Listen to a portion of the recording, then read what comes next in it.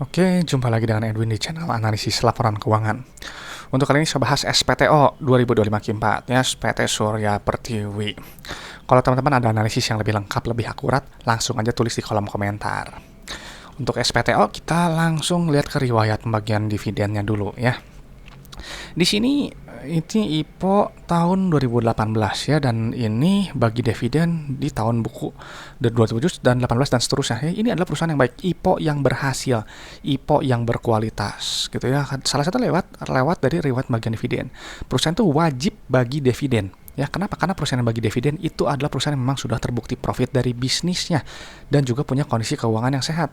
Jadi kalau perusahaan nggak bagi dividen, bisa jadi perusahaan tersebut ya cuman untung di atas kertas saja. Ya, atau ada masalah sama bisnisnya, atau mungkin cuma memperkaya owner perusahaannya aja yang biasanya merangkap sebagai komisaris dan direksi. Nah, jadi saya suka kadang yang seperti ini, yang riwayat bagian dividennya seperti ini. Nah, ini apa namanya, kita lihat di sini memang dia setahun 2 kali bagi dividennya dari tahun buku 2021 ya sampai sekarang, dan yang tahun buku 2025 udah bagi interim juga. Ini pasti dia bagi dividen juga ya untuk kedepannya, yang tahun cash dividen terakhir ya, final ya. Jadi yang seperti ini layak untuk dilihat lebih lanjut. Ini juga yield juga lumayan ya, 10% gitu ya, di atas rata-rata gitu ya, menarik juga gitu ternyata. Oke, ini SPTO ini request gitu ya. Jadi kalau teman-teman mau ada saham request, langsung aja tulis gitu ya. Kalau saya senang-senang aja bahas gitu ya. Saya lakuin ini hobi aja gitu. Oke, ini satuannya rupiah ya. Kita langsung ke kastara kasnya dulu.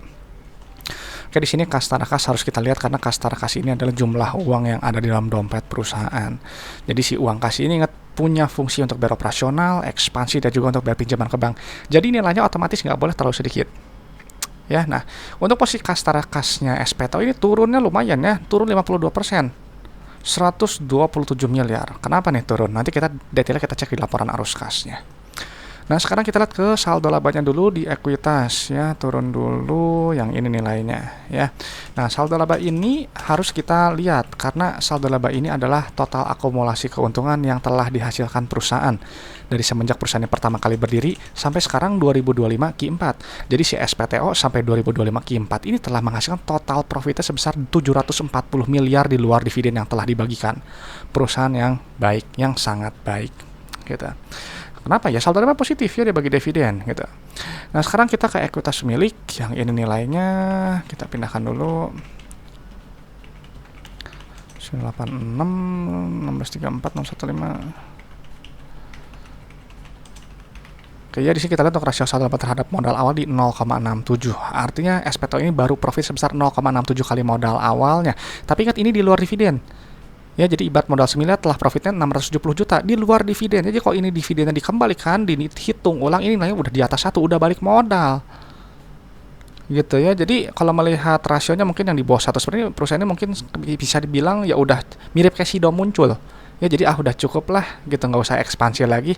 Kita ambil profitnya aja, kita bagiin aja untuk pemegang sahamnya. Ini perusahaan yang sudah matang gitu. Saya rasa kalau lihat seperti ini mungkin ekspansinya juga nggak besar gitu, bisa jadi seperti itu ya. Ini baik gitu, dia udah tenang lah gitu yang seperti ini. Nah, secara PBV ini cukup murah ya, meskipun masih premium ya, di 1,03 gitu. Memang kalau saya memang cari yang di bawah 1 ya, tapi ini dia PBV 1 aja kasih 10% gitu ya. Jadi kalau yield 10% ya, asumsikan dengan modal dari dividen aja 10 tahun udah balik modal kalau dividennya konstan ya. Oke, sekarang kita lihat ke laba ruginya. Ya, kita langsung lihat ke pendapatan yang ini nilainya untuk melihat pertumbuhan perusahaan. Di sini kita lihat memang turun ya, si pendapatannya turun sekitar 135 miliar, turun 4,6%. Nah, nanti pendapatan dikurangi oleh harga modal, kita nanti dapat laba bruto yang ini nilainya. Nah, ini harus kita lihat untuk melihat inti efisiensi perusahaan. Jadi lewat gross profit margin. Yang di sini 29%. Jadi kalau teman-teman jual barang 100.000, ambil profit kotor 29.000. Ya, maka cari perusahaan yang laba brutonya setinggi mungkin, GPM-nya setinggi mungkin sesuai dengan sektor, karena semakin besar laba bruto, semakin besar juga laba bersihnya. Laba bruto dikurangi oleh beban operasional, non operasional, beban pajak. Ya, nanti baru kita dapat laba periode berjalan ya. Iya, inti dari laporan laba rugi, perusahaan ini untung atau enggak, kita lihat dulu. 87. Oke ya, di sini kita lihat secara per ini cukup murah ya. Kenapa? Karena dia PR di 6,53 ya, di atas 5 tapi di bawah 10 ya, masuk akal gitu. Ini kalau memang apa namanya, ini tampak menarik sebenarnya. Ya, PBV cukup rendah ya, meskipun di atas 1, PR cukup oke lah di 6,5 ya. PR itu adalah jumlah waktu dalam satuan tahun untuk balik modal berdasarkan earning per share. Jadi misal teman-teman beli SPTO gitu ya, holding period setidaknya 6,5 tahun ya berdasarkan EPS-nya gitu. Jadi memang perlu waktu ya kalau pendekatan Anda berinvestasi gitu ya. Ya, holding period setidaknya sebesar PR aja. Beli PR 5 ya holding period 5 tahun, PR 10 holding period 10 tahun, beli PR-nya 70 ya 70 tahun. Ya, maka jadi banyak investor cari yang PR-nya masuk akalnya di bawah 5, di bawah 10 gitu. Tapi kalau teman-teman fokusnya hanya ke harga, nggak usah capek-capek belajar fundamental atau laporan keuangan ini, ngapain?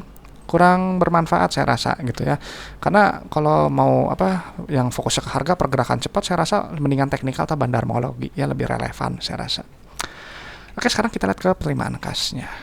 Kita langsung lihat yang ini ya. Ini untuk melihat jumlah uang yang, sebentar saya ngetik tapi nggak ini ya, nggak ini sebentar. Nah, oke, yang ini nilainya.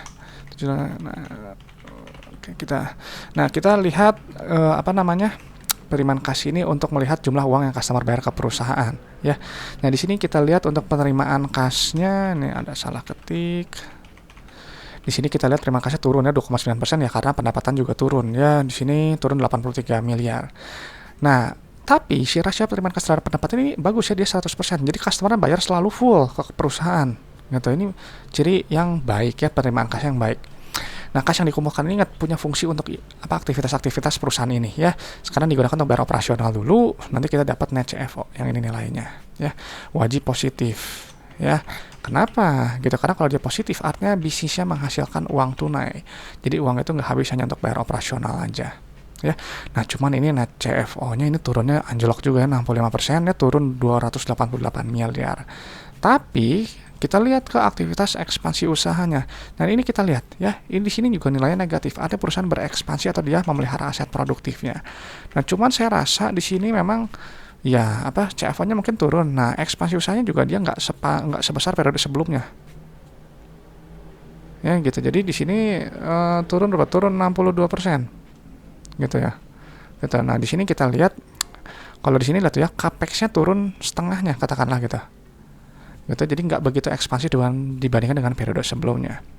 Nah, lalu aktivitas pendanaannya kita lihat yang ini berkaitan dengan pinjaman ke bank ya, di sini nilai negatif ya, artinya perusahaan melunasi pinjamannya atau nggak dia bayar dividen.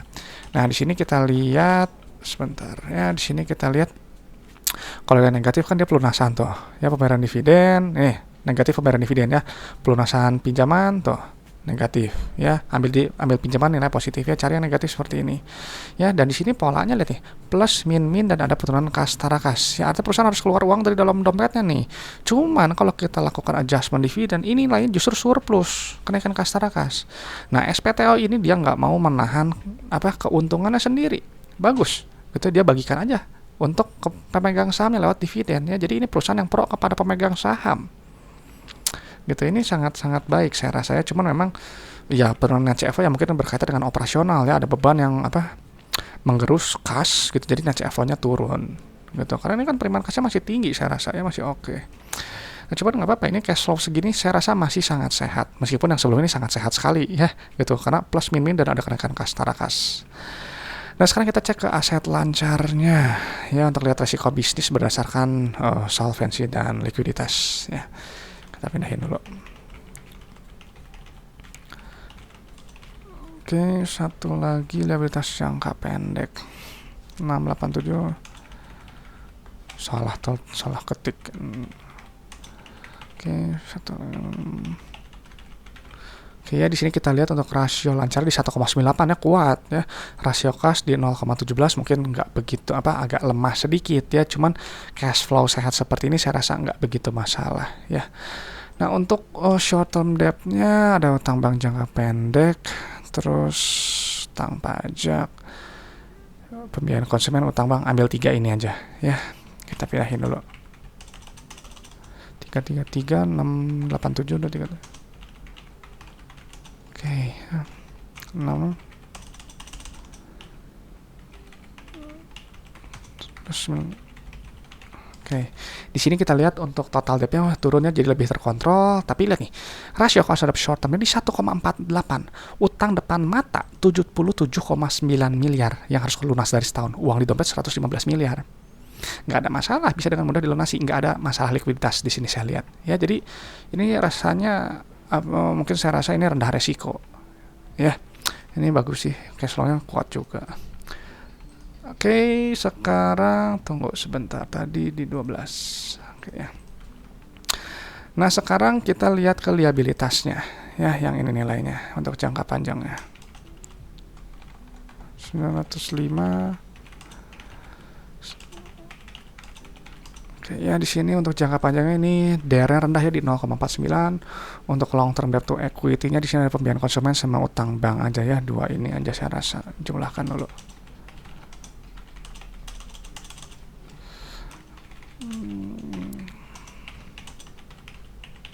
Oke ya, di sini kita lihat untuk long term debt to equity ini rendah. Ya di berapa ini? Di 0,05 ya. Jadi ini rendah resiko. Gitu ya. SPT ini saya rasa lihat seperti ini sih, cash flow sehat, likuiditas oke, kuat, solvensi juga terkontrol ya. Ini rendah resiko. Nah, jadi setelah saya pindahkan, SPTO ini adalah perusahaan yang baik ya. 3 tahun ke belakang dia bagi dividennya rutin nih, bagi dividen terus. Ya, perusahaan terbukti untuk ada nilai tambah untuk pemegang sahamnya ya.